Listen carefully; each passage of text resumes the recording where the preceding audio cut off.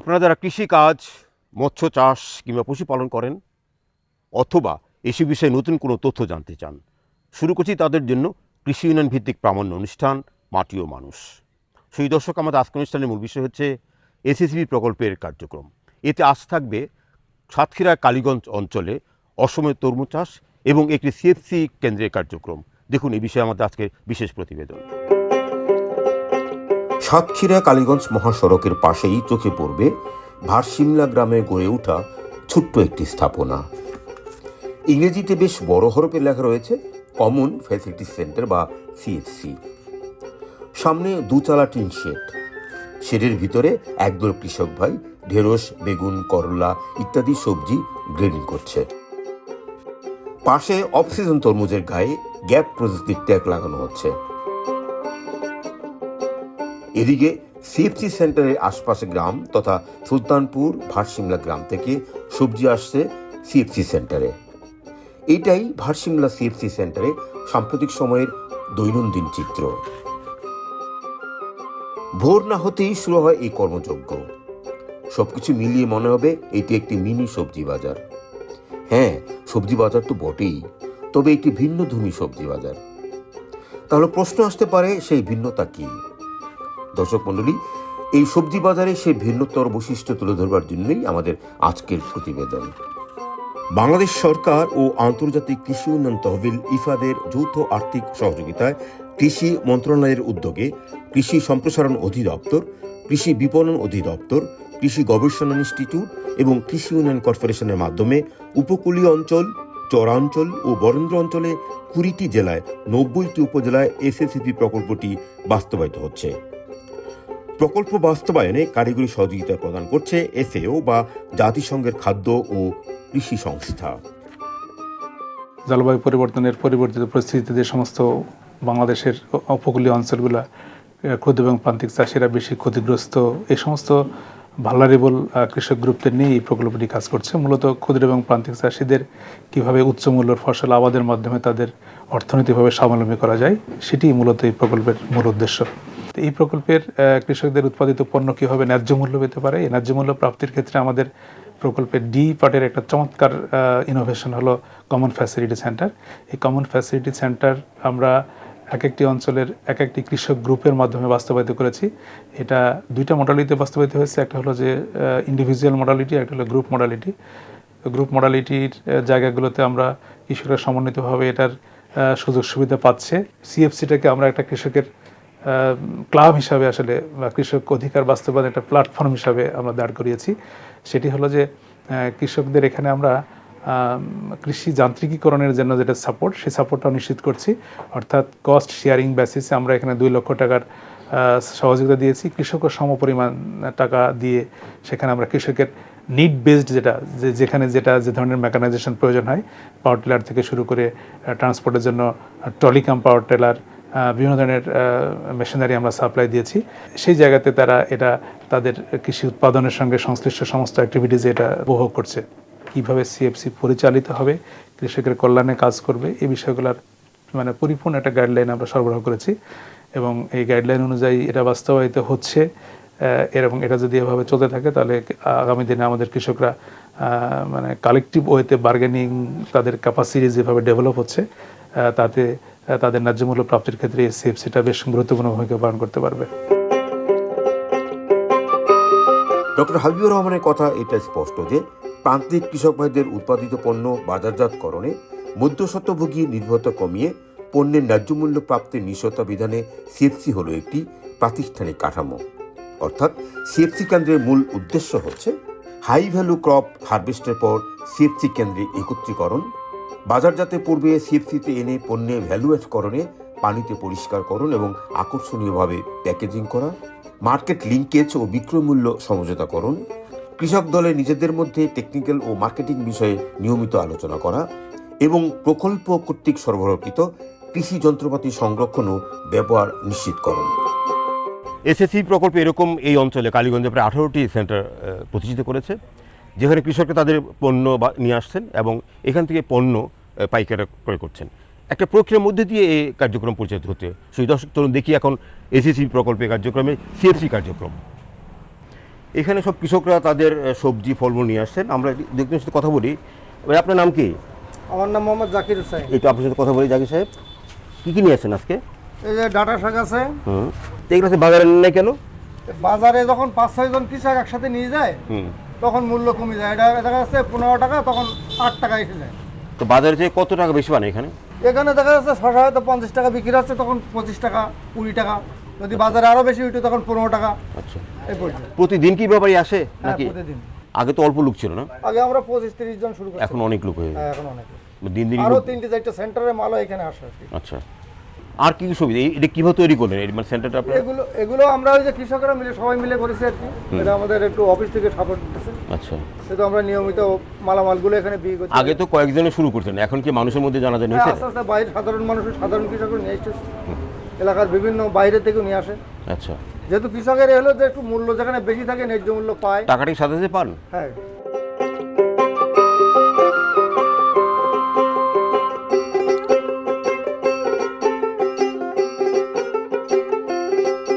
বিভিন্ন ব্যবসায়ীরা যখন আমরা একই মার্কেটে মালগুলো উঠাই, তখন ব্যবসায়ীরা একটা সিন্ডিকেট করে আমাদের কাছে কম দামে কেনে, হ্যাঁ। একটা ধোঁকা দিয়ে আমাদের কাছ থেকে, হ্যাঁ, হয়তো দেখা যাচ্ছে হঠাৎ আজকে 50 টাকা বেশি হয় না, আগে 30 টাকার বেশি আমরা নিতে পারবো না। আচ্ছা, নিজেরাই বলে নিব না? হ্যাঁ, নেবো না। টমেটো আমরা 2 টাকা পর্যন্ত কেজি বিক্রি করি, কিন্তু এটা তো একটা কৃষকের জন্য এটা তো কখনোই মঙ্গলজনক নয়।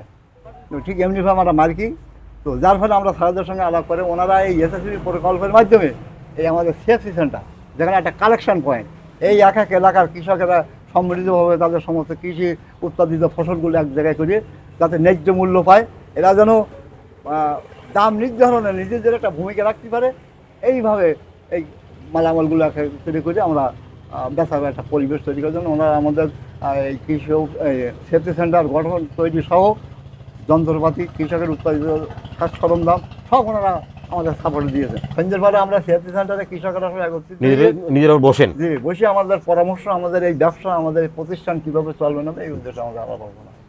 দর্শক, এটাই হলো সিএফসি সেন্টারের উপকারিতা, যে কৃষকরা একসময় তার উৎপাদিত পণ্য নিয়ে হাহাকার করতেন, কখনো ভালো দাম বিক্রি করতে পারতেন না, কিন্তু সিএফসি হওয়ার পরে কৃষকরা নির্দিষ্ট সময়ে নির্দিষ্ট মূল্য পাচ্ছেন, এতে করে কিছু উপকৃত হচ্ছেন এবং তারা উৎপাদন করতে আরও আগ্রহ প্রকাশ করছেন। এইটাই এসএসসি প্রকল্প বাস্তবায়ন করতে চেষ্টা করছে সারা বাংলাদেশের বিভিন্ন অঞ্চলে।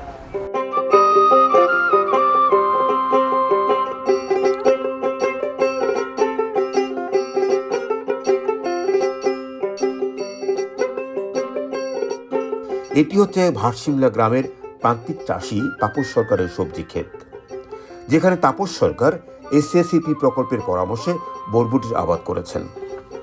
আমরা যখন তাপস সরকারের বরবটি ক্ষেতে উপস্থিত হলাম, তখন উপসহকারী কৃষি কর্মকর্তা বরবটি গাছে আক্রান্ত রোগ নিয়ে কথা বলছিলেন। মাটি ও মানুষ অনুষ্ঠানের প্রতিনিধি দেখে এগিয়ে এলেন তাপস সরকার। এই সময় আমরা কথা বলেছিলাম তাপস সরকারের সঙ্গে। তাপস সর্দার, আপনাদের গ্রামে যে সিএফসি হয়েছে, সিএফসি হতে আপনাদের কি লাভ হয়েছে? সিএফসি হওয়াতে আমাদের লাভ হয়েছে, আগে আমাদের বিভিন্ন জায়গাতে বাজারেতে মানে ফরিয়েসটা আমাদের মানে এখান থেকে মাল নিয়ে যেত, নির্দিষ্ট রেট পাইতাম না যে আজকে বাজারে কোনটা কি বিক্রি হচ্ছে, যে এটা আজকে 30 টাকা বিক্রি হলো কি আমি জানতে পারতাম না, ওরা যেটা দিত সেটাই নিয়ে যেত। তো আর এখন আমরা সিএফসি সেন্টারের মালটা নিয়ে যাই, 10টা পার্টি যখন এক জায়গায় আসবে তখন আমরা তো রেট পেয়েই যাব, যে কম বেশি আগে ছাড়া আমরা এখন অনেক ভালো আছি। এটা কত এখন কেমন কত বিক্রি হচ্ছে এখন? এটা আজকের বাজারের মূল্য আছে 48 টাকা, মানে আপনি সিএফসি থেকে বিক্রি 48 টাকা। এখন একটু সিএফসি নিয়ে যাবেন, সিএফসি থেকে আপনার শর্টিং করতে পারবো, তার ওখান থেকে পাইকারি আছে। টাকাটা কিভাবে পান? মানে টাকাটা ক্যাশে পেমেন্ট করে, ক্যাশ টাকাটা দিয়ে দেয়। শুধু কি সবজি বিক্রি করে হচ্ছে না অন্য কিছু এখানে হয়? আর আমাদের ওই যে মেশিনারিজ কিছু জিনিস আছে যেগুলো আমরা স্থানীয়ভাবে কৃষকদের মানে কম রেটে ভাড়া দিই। অন্য মার্কেটে যদি 200 টাকা ভাড়া থাকে আমরা 100 টাকা দিই, সেগুলো আমাদের 50% এবং সরকার 50% টাকা দিয়ে যেগুলো আমাদের ক্রয় করা হয়েছে। আমরা তো ইদানিং জৈব কৃষি নিয়ে কথা বলছি, আপনি বরবটি করতে কি জৈব কৃষি অবলম্বন করছেন আপনারা? জৈব সার আমরা ভাইবো কম্পোস্ট আমাদের বাড়ি থেকে আমরা নিজেরাই উৎপাদন করি, ওইটা বেশি ব্যবহার করা হয়। ঠিক আছে, আর প্রতি সপ্তাহে একবার করে কীটনাশক, ছত্রাকনাশক এবং আরও আনুষঙ্গিক যেগুলো আছে বোরন সার, এগুলো আমরা ব্যবহার। এটা তো প্রদর্শনীয় আওতায় না, তাই না? না, এটা আপনার সিএফসির মাধ্যমে আপনার। হ্যাঁ, সিএফসি সার। এরই মধ্যে তাপস সরকারের শ্রমিকগণ বরবটি আটি বেঁধে গুছিয়ে নিয়েছেন। এগুলো ক্যারেটে ভর্তি করে ভ্যানে নিয়ে যাওয়া হবে সিএফসিতে।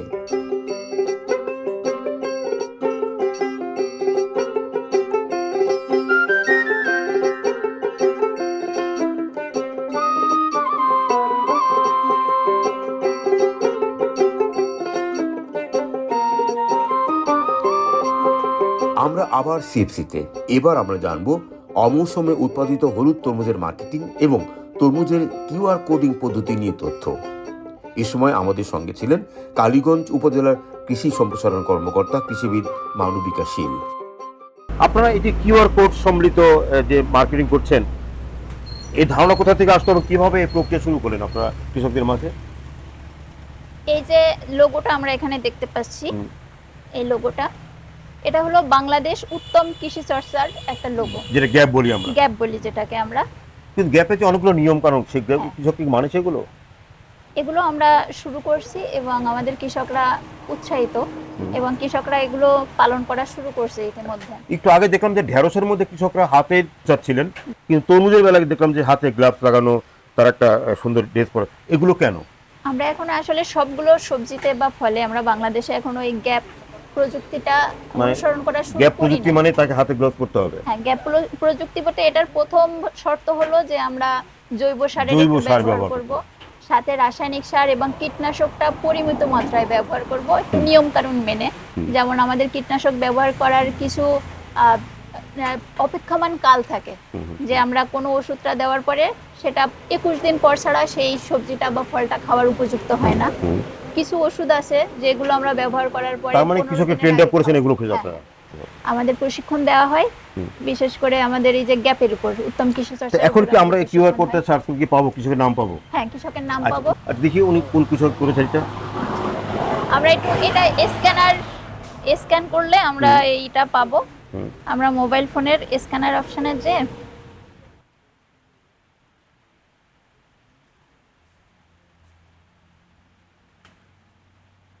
আচ্ছা, আমরা এই আমার কৃষকের নাম, পিতার নাম আছে, সে কোন ইউনিয়নের বাসিন্দা সেটা আছে, তার ভোটার আইডি কার্ড নাম্বারটা আছে। মানে সে কি গ্যাপ অনুসরণ এগুলো করেছে? হ্যাঁ। তার সাথে কথা বলি, আমাকে নাম্বারটা বলেন তো একটু। নাম্বার 017 34 01734। দেখুন, আমিনুল সাহেব বলছেন? আমিনুল সাহেব, আপনি তো ভারসিমলার তরমুজ উৎপাদন করেন না? আপনি এখানে মার্কেটিং দেখা যাচ্ছে আপনার নাম দেওয়া আছে, কিউআর কোড আমি পেলাম যে আপনি ভারসিমলার তরমুজ বিক্রি করছেন এবং গ্যাপ অনুসরণ করছেন, তাই না? আচ্ছা, এইখান থেকে এই সিএফসি থেকে আপনার ঘেরটা কত দূরে? ওখান থেকে সম্ভবত 1.5 কিলোমিটারের মতো। 1.5 কিলোমিটার। তো আপনি কি এখন ঘেরে আছেন? হ্যাঁ, আমি ঘেরে আছি। আমরা কি দেখতে পারবো আপনি ঘেরে গেলে আপনি কিভাবে এগুলো উৎপাদন করেন? অবশ্যই চলে আসেন, আমি একবারে রোডের পাশেই আছি। আচ্ছা, আমরা আপনার কিনে একটু যাবো সেই ঘেরে। আপনি যে কথাটি বললেন আমরা জানার চেষ্টা করবো সেই আমিনুর রহমান সে সঠিকভাবে গ্যাপ অনুসরণ করছে কিনা। দর্শক মণ্ডলী, আমরা এখন যুক্ত হব আমিনুর রহমানের ঘেরে। আমরা জানার চেষ্টা করব যে আমিনুর রহমান কিভাবে কোন প্রযুক্তিতে এই তরমুজ উৎপাদন করছেন।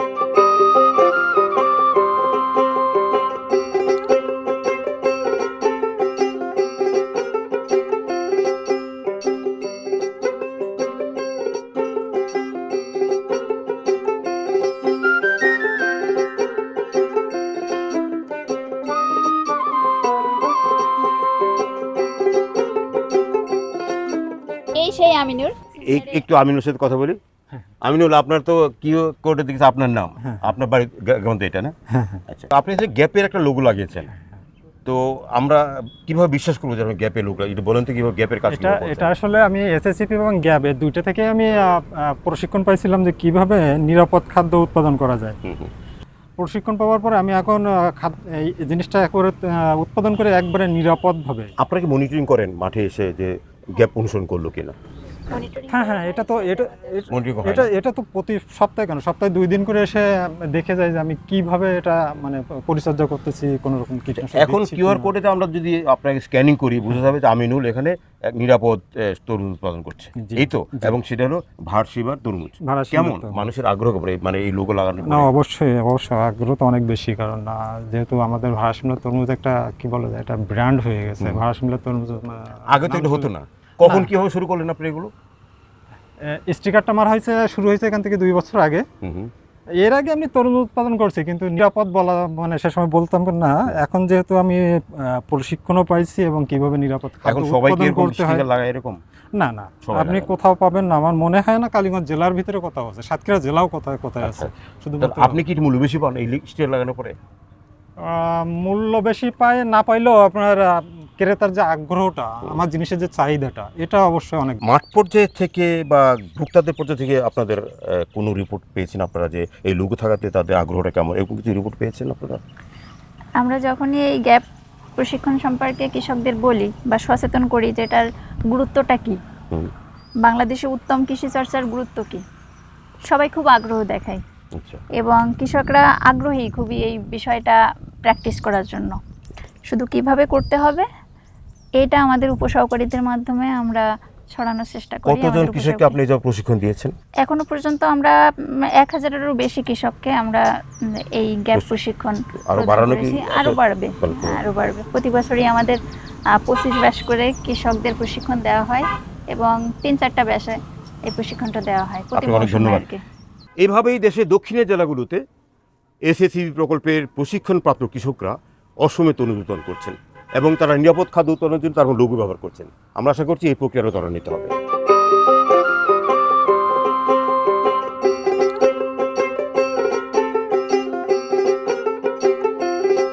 জারুল ইসলাম, আপনার জেলাতে এসএসসি প্রকল্প বাস্তবায়িত হচ্ছে এবং অনেক দিন অতিবাহিত সময়টা, এ যাবৎ যদি আমরা অর্জন বলতে যাই, কতটুকু অ্যাচিভমেন্ট হলো এসএসসিপি প্রকল্পের এই সাতক্ষীরা অঞ্চলে?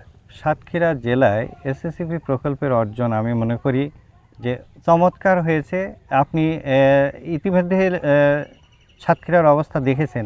ঘেরের পাড়ে আমাদের অফ সিজন তরমুজ, করল্লা, ক্ষীরা সহ আপনার হাই ভ্যালু ক্রপ বিস্তার লাভ করেছে। শুধু খালি এখানে না, আমাদের মাঠে যদি দেখি আমাদের সেখানে বেগুন, বরবটি সহ মরিচ, এসব ফসলই আমাদের এখন এই এসএসসিপি প্রকল্পের কারণে এই এলাকায় বিস্তার লাভ করেছে এবং কৃষকগণ অত্যন্ত আগ্রহী। সাথে আমাদের জৈব বালাইনাশক ব্যবহার, অপরদিকে ভার্মি কম্পোস্ট ব্যবহার, এই দুটাই কিন্তু চমৎকার বেড়েছে।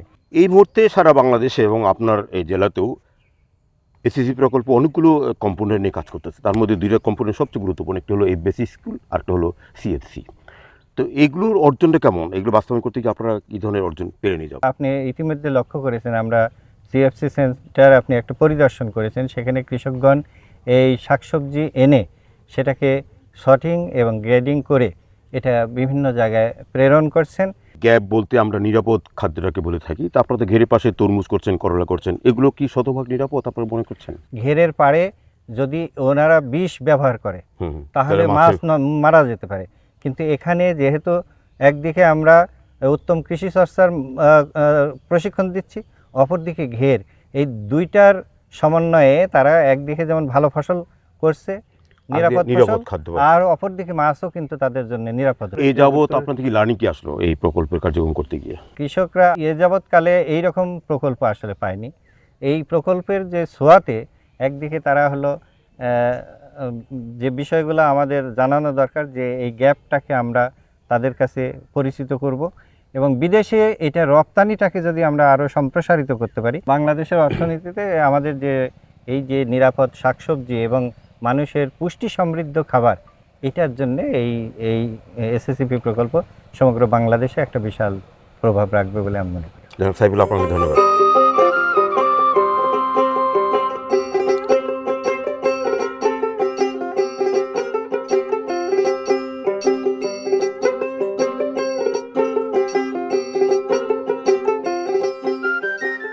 সাতক্ষীরার কালীগঞ্জ উপজেলার এসএসসিবি প্রকল্পের সিএফসি সেন্টার নিয়ে এই ছিল আমাদের আজকের বিশেষ প্রতিবেদন। আজ এ পর্যন্তই।